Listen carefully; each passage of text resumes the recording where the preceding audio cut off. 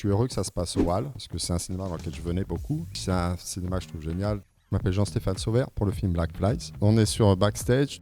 Vous allez présenter votre film Black Flies dans la salle 10 des Halles. Comment vous sentez-vous ? Je me sens à la fois stressé parce que de montrer un film c'est toujours un peu stressant et je suis heureux que ça se passe au Hall parce que c'est un cinéma dans lequel je venais beaucoup. C'est un cinéma que je trouve génial dans le sens où c'est un mélange de tous les genres et tout ça et que les salles sont assez incroyables. On n'a pas l'équivalent finalement à New York de ce que peut être l'UGC des Halles. J'ai beaucoup d'amis qui viennent ce soir donc je suis heureux aussi de les voir.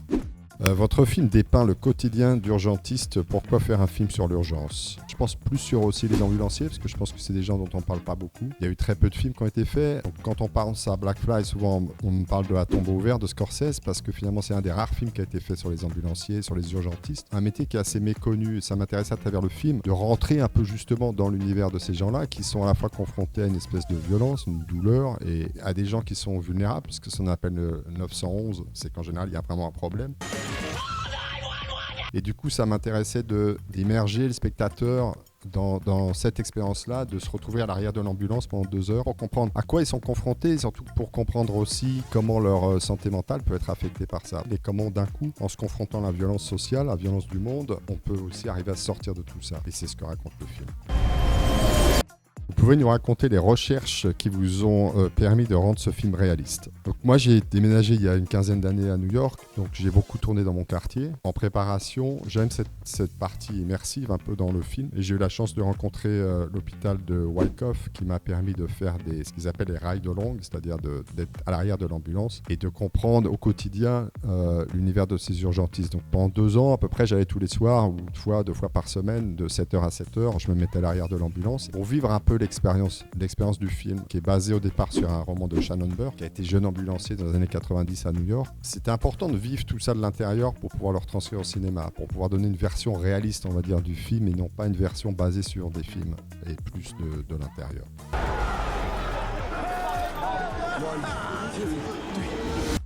Dans Black Flies, vous mettez en scène Sean Penn et Ty Sheridan. Quelle est la première qualité qui vous vient quand vous pensez à eux ? Je crois la générosité.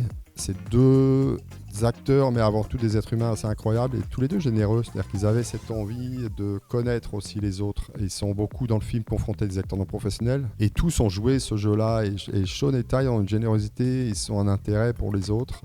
Sean, on le sait parce que c'est un grand acteur, mais c'est aussi un grand réalisateur et que c'est un activiste. Et donc à travers son ONG, Core, il s'intéresse au monde, il s'intéresse aux autres. Et Ty, malgré son jeune âge, a aussi vraiment cette qualité-là. Et tous les 2, ils se sont entendus, se sont respectés, ils ont cette espèce de relation qui a fonctionné dans le film et qui existe dans la vie.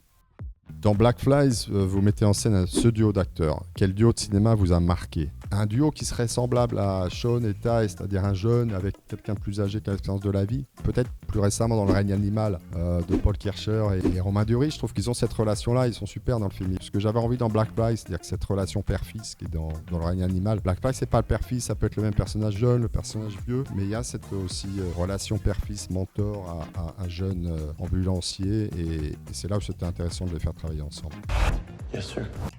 Si vous deviez imaginer un remake français de Black Flies, vous casteriez qui ? Bonne question. Je trouve que Mathieu Kassovitz, avec qui j'avais travaillé sur Johnny Maddock, qui avait produit le film et tout, et qui est un ami, je trouve qu'il serait super dans le rôle de Sean. Et j'avais fait un film Punk pour Arte avec Paul Bartel, qui est un jeune acteur que j'aime beaucoup et qui est aussi super, avec cette espèce de violence aussi et d'innocence à la fois qu'à taille, et tous les 2 seraient super.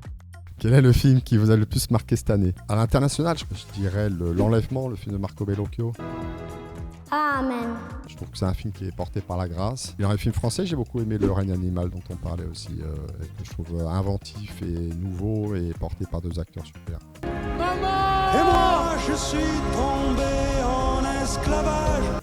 Quel est le film que vous attendez le plus cette année ? Je dirais peut-être Mickey 17, film avec Robert Pattinson, qui devait sortir aussi en même temps que Black Flies. Et j'avais un projet à un moment avec Pattinson, c'est quelqu'un que j'aime beaucoup, et j'aime ses choix et tout, donc je suis curieux de voir là ce qu'il a fait maintenant sur ce film. Et en France, il y a un film de J.B. Marlin qui s'appelle Salem aussi, que j'ai eu la chance de voir à Cannes et que je trouve extraordinaire. Et c'est 2 films qui, je pense, vont marquer l'année 2024.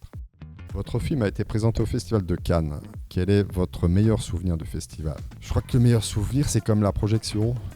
parce que le film est projeté d'un coup devant 4000 personnes. C'était la première fois qu'on montrait le film.